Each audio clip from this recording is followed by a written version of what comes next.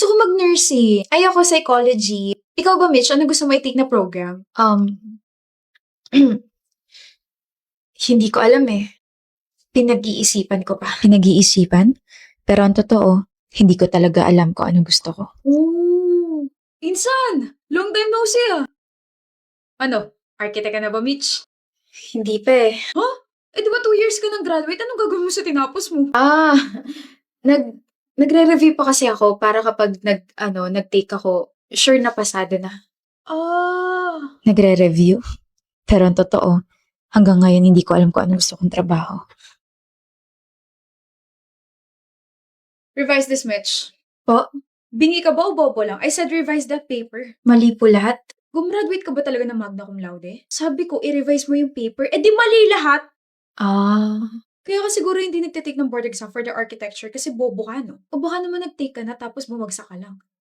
Buisit. Gusto ko nang umuwi.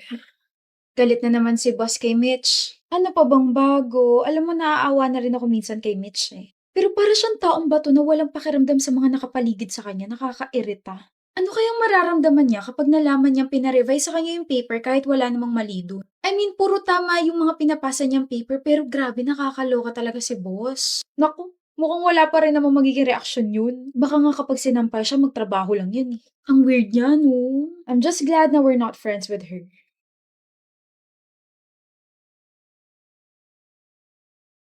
I cheated. Narinig mo ba ako, Mitch? Sabi ko nagloko ako. I heard you. Tapos ganyan lang yung reaction mo? Nag-cheat ka ba para lang makita yung reaction ko? The heck, Mitch? Alam mo, pagod na ako maging girlfriend ka. Nung tinanong kita kung gusto mo ba akong pakasalan, sabi mo hindi mo alam. Sino matinong babae yung sasagot ng ganun? Mahal kita pero hindi ko kasi talaga alam. Sige, ganito ah. Kung iiwan ko yung side chick ko tapos magpo-propose ulit ako sa'yo, let's say, in 3 years, pakakasalan mo ba ako? Kahit na hindi ko malaman na niloko mo ko, I still can see myself marrying you. I don't know about the future. I don't know. You're sick. You're insensitive. This is why no one loves you. Kasi you don't know how to live with the people around you.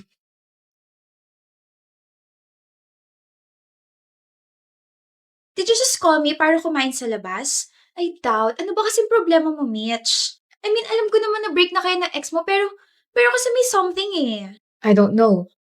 Pwede ba yun? Hindi ko alam kung saan ako pupunta, Sofia. Uy, malapit na tayo sa bahay niyo. Ano sinasabi mo, I don't know where you are going? Wait, are you crying? Everyone around me, they figured out kung ano gusto nilang gawin sa buhay. Ano gusto nilang trabaho, program, and they have this future and their mind is sobrang clear, but I don't know where I'm going. Hindi ko alam kung saan ako papunta. Hindi ko alam kung bakit ganito yung nararamdaman ko. Para akong binuhay lang para mabuhay sa mundong to. Hindi ko maintindihan yung sinasabi mo, Mitch. Well, I took up architecture just because I feel like it's gonna be easy for me to draw, but that's not what happened. Akala ko, magiging masaya ako, pero nag-aaral lang ako para pumasa. You know, nagdo-drawing lang ako kasi yun yung record ng prof. I managed to graduate, but I don't see myself as an architect kaya hindi ako nag-take ng board exam and pumasok na lang ako sa corpo pero gumigising na lang ako kasi kailangan ko ng pera. Tapos niloko ako ng ex ko. Kasi sabi niya, I don't have any future plans kasama siya. Ano magagawa ko? Nahihirapan nga ako. Alam naman pakasalan ko siya hindi ko nga alam kung ano yung gusto ko. Mitch, Hindi na ako masaya. Nahihirapan akong maging masaya. I don't enjoy my life right now. Hindi ko alam kung saan papunta tong buhay ko ngayon. And this is making me frustrated na parang I just live to exist. I'm sorry. I just needed to let this out. You don't have to say anything. Okay, fed up na ako sa buhay ko. Sige na, umuwi ka na. Nandito na ba ang lahat? Kailangan natin pag-usapan yung distribution ng mga tasks for the upcoming festival. wala pa si Trisha Quaison. Ayan, wag na natin siya hintayin, guys. Sa pinapakita niyang attitude ngayon, hindi na natin kailangan na opinion niya. So yeah, let's proceed. Ayan ka na naman eh. What? Did I say something wrong, Gia? Clearly, she's wasting our time. Ang dami pa natin kailangan gawin at pag-usapan. We promise not to exclude each other kapag may mga meetings tayo, di ba? Let's just wait for her. Ano ba, Gia? Kaison, shut up, Milan. Did you just yell at me? This is why I told you na sa akin lang kayo makinig. Natutulad kayo kay Trisha eh. Nagiging matigas yung ulo ninyo. Eh ano bang ambag niya rito? Pagpapaganda? Make-up? Aanhin natin yun. Magagamit ba natin yun sa mga discussions natin, ha? Isang malanding katulad niya, hindi dapat nire-respeto. Malandi yun eh. Nilalandi ako nun. Okay, you've crossed the line, Alvarina. Manahimik ka nga, Milan. You should side with me. Lalaki ka rin eh. Scaring us, Kaison. Dapat naman talaga kayong mga babae, kinakatakutan kami mga lalaki. We will always have the upper hand. Kaya makinig na kayo sa akin dahil babae lang hinihintay natin. Aga-aga, rinig na rinig yung boses mo sa labas. Wow! The queen is finally here. Sana hindi ka na dumating, no? Para lalo mo akong pagchismisan. Para masabi mo ulit na nilalandi kita. Should I show them your messages? Your flirty messages na hindi ko naman nire-replyan? You're funny. Umupo ka na nga para masimulan na natin to. A-special ka masyado eh. I won't sit down. You, sit down. Late ka na nga, ikaw pa demanding. Yabang mo ah. Eh anong tawag sa ginagawa mo kanina? Sit down, Alvarina. Ayoko. I said, sit down. Sino ka ba sa akala mo ha? You shouldn't ask me kung sino ako. Kasi alam mo, sagot sa tanong na yan, but sure. The SSC president just commanded you, Vice President Kaison, to sit down. Okay na ba yan? Ito role model nyo? Ito binoto nyo? Hoy, Trisha, tandaan mo, babae ka lang. Lalaki ako, hindi ako papatalo. Babae ako at hindi babae lang. Well, itong babaeng sinisigawan mo, sinasabihan mo na kung ano-ano, nasa Dean's Lister, SSC President, at maraming pinatupad na community projects. Yeah? Babae lang. Ako. Everyone, I'm sorry I'm late, pero may kinailangan kasi akong asikasuhin kanina. I had to deal with someone's mess, and yes, nandito siya. Harap ko siya ngayon, no? What? You really think na hindi ko malalaman na you stole 20,000 ng Friday sa pondo natin? Ano? May ebidensya ka ba, ha? I can sue you sa mga sinasabi mo ngayon. Sure ka? Monday na Monday ngayon, pero willing akong dalhin to sa authority. Nakuhanan ka ng CCTV dito sa office natin. Habang busy ang lahat, ninakaw mo yung pera sa bag ng treasurer natin. Enough na ba yun? Trisha, sorry sa mga nasabi ko. Sorry. Nagastos ko na kasi yung pera. Tapos, saan? Saan? Sa sugal. Natempa ko eh. Hindi ko naman sinasadya. Kaison Alvarina, from now on, you are prohibited from entering this office. Yes! Okay lang sa akin. At hindi ka na parte ng Supreme Student Council. Ano? Notice from the Prefect of Discipline. Time to get out, Kaison. May nag-aantay sa mga tiga-prefect sa labas. Trisha, you can't do this to me. Face what you did. Receive your punishment and apologize to the people you've hurt verbally and emotionally. Okay lang kayo? Oo, Trisha. I-resume natin ang meeting about the festival tomorrow. Next week, pag-usapan natin ang vacant position ng Vice President. Magpahinga muna kayo. Magpahinga muna tayo. Cool niya talaga.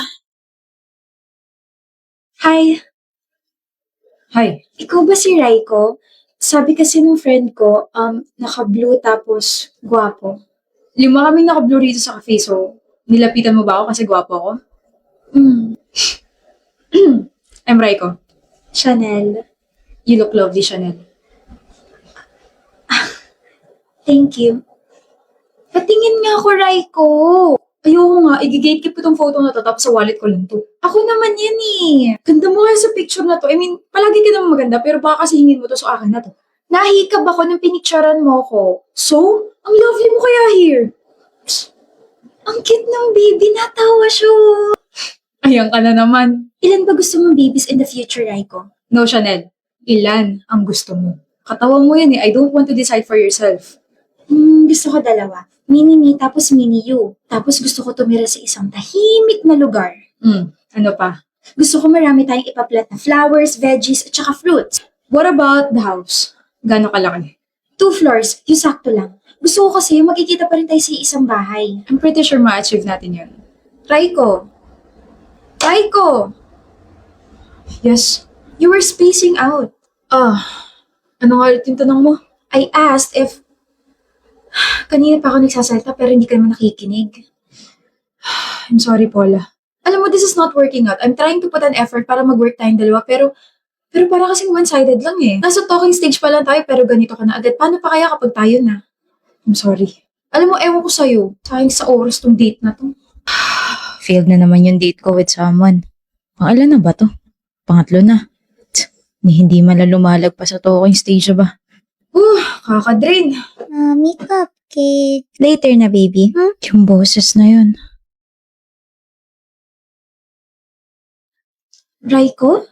Chanel, edi tapusin na natin to. Raiko, huwag ka namang ganyan. Kailangan ko pang mag-master's degree kasi yun yung napangako ko sa parents ko. Tapos, mag-work lang ako ng ilang years. Tapos, pwede na tayo magpakasal. Love, pwede mo namang gawin lahat din kapag kinasal na tayo. We're just 21, Raiko. So, dun din naman yung punta natin eh. Bakit ka ba nagmamadali? You sound so scared. Para secure na itong relasyon natin kasi feeling ko darating yung panahon na mawawalan ka ng time sa akin. Ikaw na talaga yung nakikita kong pakakasalan ko, Chanel. I can give you more assurance and security, but a wedding at this age? Wala pa ako napapatunayan. Wala pa nga tayong savings eh. Huwag mo nang alalahanin yung pera, may trust fund ako. Raiko, hindi yun yung point. Fine. Ako o yung masters mo.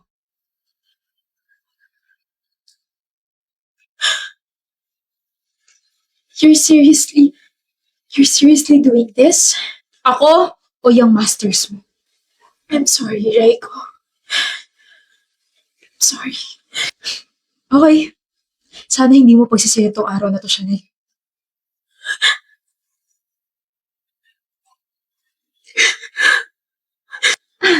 Long time no see. How are you? May kasama ka ba? Kanina. This is my daughter, Sasha. Hello po. Who is he, Mommy? He's a long-time friend, baby. Kay lang? We're waiting for Dad and Kuya. Sasha? Sorry, Mommy. Kamusta ka na? Kahit alam ko na yung sagot, itatanong ko pa rin. Natapos mo ba yung masters mo?